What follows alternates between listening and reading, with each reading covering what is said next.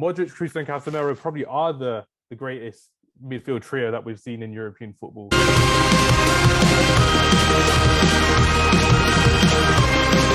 Salim, just to get back to you on that midfield question as well for Real Madrid, with Toni Kroos, Luka Modric, and Casemiro. Again, this dynamic trio of midfielders have done so much since they started together. I think it was in 2015, 2016 season as well. I've said previously on a podcast and a couple of other podcasts that Toni Kroos is a very underrated midfielder, but Luka Modric, man, and Casemiro, I think that they definitely deserve their time in the sun. And I've definitely seen how they've grown as a trio since 2015-16, winning 13 trophies together. What are your thoughts? Do you reckon these three are the best midfield three we've ever seen in Champions League history, in La Liga history? What are your thoughts on that? Yeah, it's an interesting question, that, because you could say, like, so Modric was quite underrated as well before. I mean, he was like a flop at Spurs when he first came through. Casemiro was, I think, the perfect addition to that midfield of Kroos and Modric, because he brings that defensive steel which you need in any sort of successful team with all these attacking talent and flair. Yeah. And you've got Kroos on the other side, another world-class player. So when you look at that midfield three, it's got that perfect balance to it. I know they're sort of aging a bit, especially Kroos and Modric. So in terms of like box to box, you could say they're not maybe as dynamic as they were before, but there's no signs of them letting up at all. In terms of being the best trio, you could say, like, in terms of trophies, you know, it speaks for itself, the amount of stuff they've all won together, and having that sort of longevity, you know, at the top of, one of the greatest teams in world football. It can be hard because there's always like great players coming through, and, you know, people get replaced. Like, there's always someone better that comes through, or someone could have a bad season or injuries and the whole lot. But to see that sort of consistency over, I don't even know how many seasons it's been now, at least 7 years or something like that. Because the obvious debate is either that or Xavi, Iniesta, and Busquets. Yeah. So, and then there's also the argument of Gattuso, Pirlo, and Seedorf as well. Yeah, see, I mean, it depends how far back you want to go. Like, you can get, there's all sorts of, you know, trios that you can put together. It's a tough one. You can sway either way. You know, there's pros and cons for each one. But yeah, I mean, you know, the trophies speak for themselves, and the ability of the three, and, you know, they showed their talent once again. I mean, in the first half, Real even looked like they were sort of getting on the ball, but second half, the three of them came out and they did show a bit more control, got their foot on it a bit more.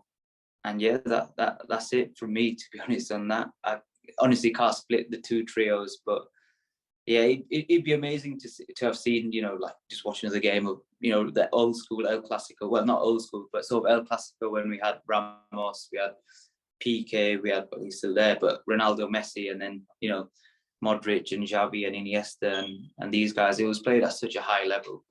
You know, probably the greatest game in world football. Because that was literally when the Premier League was like second fiddle to La Liga, because of the prime players that were available at the time, when you got prime Ronaldo, prime Messi against each other, prime Puyol, prime Ramos against each other as well. And even now, when you're seeing in the La Liga, I think they lost 4-0 to Barcelona recently as well. And they had the Modric, Kroos and Casemiro partnership as well. But for me personally, you know, yeah, I'll go out on a limb. I'll say at this moment in time, Modric, Kroos and Casemiro probably are the greatest midfield trio that we've seen in European football in history, because in modern history, because I think to do it time and time and time again against so many different oppositions with so many different qualities against them as well.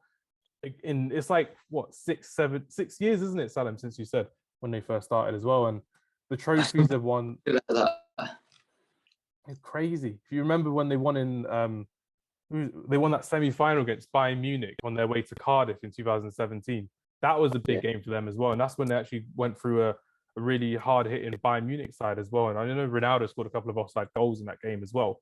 But seeing how Modric can dictate a game, you know, Kroos can control a game just by playing a longer pass or playing a shorter pass as well. And Zinedine Zidane recently said a couple of years ago, he said that Xavi and Iniesta will play like 10, 15 passes, but Toni Kroos can make that one pass and he can split defense open just like that. And I agree with you in terms of Casemiro having that steal, because Real Madrid definitely were a different side when they had Casemiro in the side, and it wasn't someone like Khedira or Xabi Alonso who they had in their holding midfield roles as well. I think they had Diarra once upon a time as well. And that's what I see as the main difference. When we saw prime Barcelona coming through with Xavi, Iniesta, Busquets, young Pedro, David Villa, Lionel Messi, of course. It was the midfield of like Diarra, Xabi Alonso, Khedira, Ozil, Kaká, and that couldn't break the domination of Barcelona. But I believe this one did, the Modric, the Kroos, and the Casemiro one, because we haven't seen Barcelona in a final since 2015, and every other final we've seen has had a big win for Real Madrid in it as well since then, which has been fantastic, and not all just down to Cristiano Ronaldo and Benzema, but because of the control, the discipline, the power and the performance of Casemiro, Modric, and Toni Kroos as well. And everyone listening knows that I'm a big fan of Toni Kroos as well. And Luka Modric, again, like you said, Salim, someone who was playing as a left mid or a right mid at Spurs under Harry Redknapp, maybe wasn't getting the best of starts in his career as well.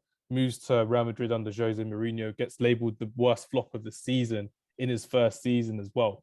Yeah. And then he won one of the most prestigious awards in Spain for like sports athletes and stuff like that as well, because of what he's done. And obviously he's a Ballon d'Or winner. He was the one to break that Ronaldo and Messi cycle back in 2000, winning the Champions League and getting Croatia to the World Cup final as well, which is great. But yeah, I'll back it. I'll back it in terms of Toni Kroos, Luka Modric, and Casemiro are the greatest trio that we've seen in European football midfielders in recent times as well.